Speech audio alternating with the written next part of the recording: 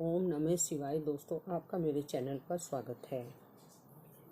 जंगल में बहुत ही गरीब और अनाथ लड़का रहता था। उसका नाम था शंकर।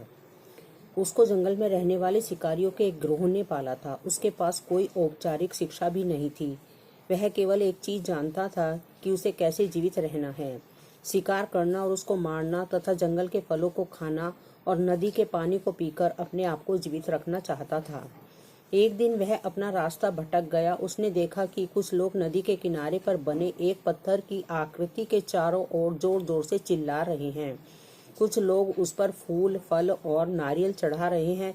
शायद उसने सोचा यह कोई मकान होगा जिसमें लोग रहते होंगे, पर यह तो एक प्राचीन मंदिर था। लेकिन शंकर ने इसे पहले कभी नहीं देखा था। इसके बारे में जानने के लिए वह काफी उत्सुक था। उसने तब तक इंतजार किया जब तक कि लगभग सभी लोग उस मंदिर में से नहीं चले गए। अंत में उसने एक युवा लड़के को पत्थर की इमारत से बाहर आते देखा और उससे बात करने का फैसला किया। और शंकर ने उससे अपने मन में आए कई सवाल पूछे।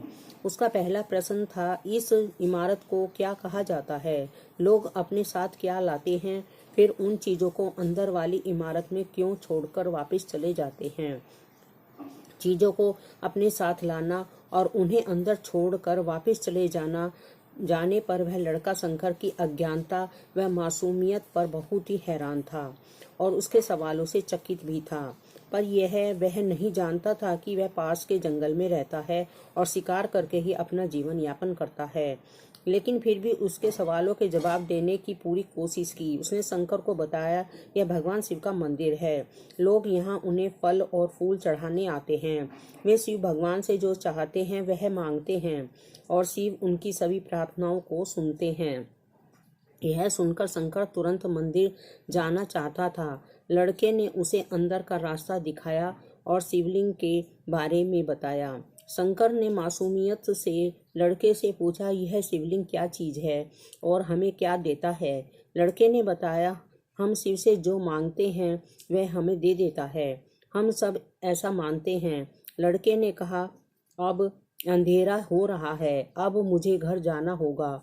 और वह शंकर को वहीं अकेला छोड़कर चला गया। शंकर ने झिझकते हुए मंदिर में फिर से प्रवेश किया। वह एक कोने में बैठ गया और सोचा, एक पत्थर किसी को वह चीज कैसे दे सकता है जो वे चाहते हैं। इसलिए उसने इसका परीक्षण करने का फैसला किया और उसने पत्थर की प्रतिमा से कहा, हे शिवा, कृपया मुझे पर्याप्त शिकार करने दें ताकि मैं भूखा न रहूं। मेरे पास आपको चढ़ाने के लिए कोई फल या फूल नहीं है, लेकिन यदि आप मुझे शिकार देते हैं तो मैं उसे आपके साथ साझा करूंगा। वादा करता हूं कि मैं आपको धोखा नहीं दूंगा। उसने घोषणा की। अगली सुबह शंकर शिकार करने गया। उसने पूरा दिन शिकार की तलाश की, लेकिन उसे कोई शिकार नहीं मिला। वह भूख से तिलमिला रहा था। वह काफी निराश हो गया क्योंकि उसे कोई शिकार नहीं मिला। दोपहर हो चुकी थी। अब उसे लगने लगा कि मंदिर के लड़के ने उससे झूठ बोला था। फिर भी उसने शिकार जारी रखा।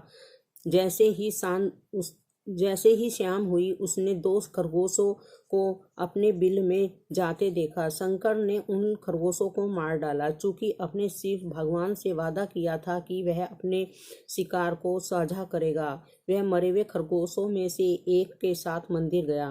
देर हो चुकी थी और मंदिर सुनसान था। शंकर ने मंदिर में प्रवेश किया और जोर से कहा, कृपया आओ और अपना हिस्सा ले लो। प्रभु, आपके लिए मैं लाया हूँ। वह वहां बैठ गया और अंधेरा होने तक प्रतीक्षा करने लगा, लेकिन भगवान प्रकट नहीं हुए। शंकर को भूख और नींद आने लगी और उसने खरगोश को मंदिर में छोड़ने का फैसला किया। अगली सुबह जब लोग मंदिर पहुंचे तो उन्हें शिवलिंग के सामने मरा हुआ खरगोश मिला। भक्त बहुत परेशान थे। यह यहाँ कौन लाया है? उसने हमारे मंदिर को अपवित्र करने की हिम्मत कैसे की? उन्होंने खरगोश को बाहर फेंक दिया। अगले दिन शंकर अपनी भूख मिटाने के लिए जंगल में शिकार करने गया, लेकिन इस बार उसकी किस्मत अच्छी नहीं थी और उसे शिकार भी नहीं मिला। उसने सोचा आज रात को मंदिर जाना चाहिए और शिव से पूछना चाहिए कि उनको खरगोश का भोजन कैसा लगा। शंकर यह पूछने के लिए मंदिर गया। जब वह मंदिर पहुंचा तो उसके आश्चर्य का कोई ठिकाना न रहा। उस रात मंदिर में लोगों की काफी भीड़ थी। शिवरात्रि की रात थी, लेकिन अबोध शिकारी लड़के को इस बारे में कुछ भी नहीं पता था। शंकर ने चारों ओर देखा और उस युवा लड़के को देखा जिसने उसको मंदिर के अंदर शिव से प्रार्थना करने के लिए कहा था। चूंकि उसे इतने सारे लोगों के आसपास रहने की आदत नहीं थी, उसने वहीं रुकने का फैसला किया और पास के एक बेल के पेड़ पर चढ़ गया। अब इंतजार करता रहा और समय बीताने के लिए उसने पेड़ से पत्ते तोड़कर जमीन पर फेंकना शुरू कर दिया। उसे अज्ञात पेड़ के नीचे एक छोटा सा शिवलिंग था जिसकी पूजा लंबे समय से नहीं की गई थी। शंकर के द्वारा फेंके गए बेल के पत्ते उस शिवलिंग पर गिरे। शंकर भजनों से मंत्र मुग्ध हो गया और धीरे धीरे साथ गाना और पंचाक्षरी मंत्र का जाप करना शुरू कर दिया। रात भोर में बदल गई और सभी भक्त मंदिर से चले गए। शंकर पेड़ से उतरा और मंदिर में प्रवेश किया। उसने देखा कि शिवलिंग की आंखों पर लाल निशान थे।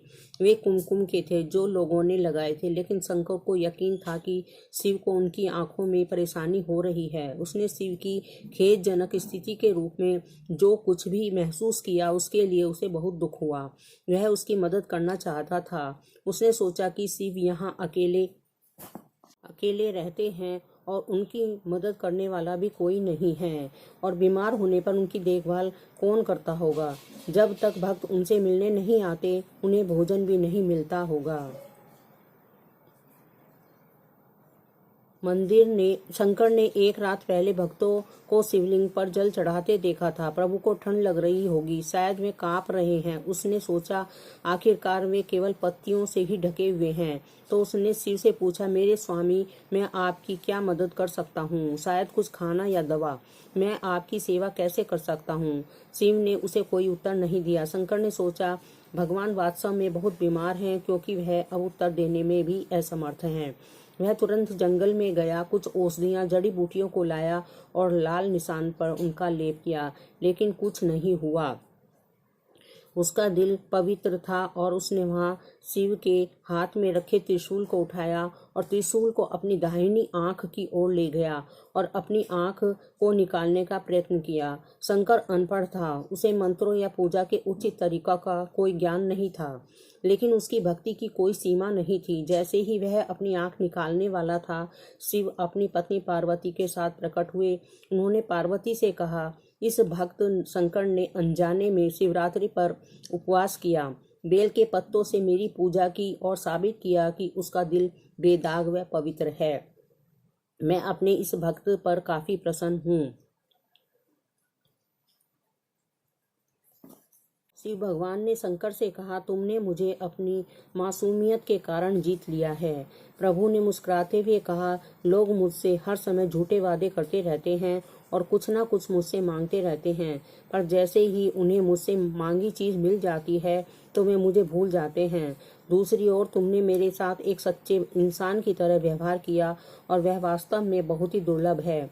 अब से तुम मेरे इस संसार में सबसे बड़े भक्त माने जाओगे और तुम्हारा नाम मेरे साथ सदा जुड़ा रहेगा। तुम कई सदियों तक जीवित रहोगे। इस बात को कहकर भगवान शिव व पार्वती अंतर ध्यान हो गए। तभी से लोग शिव के साथ शंकर भी लगाने लगे।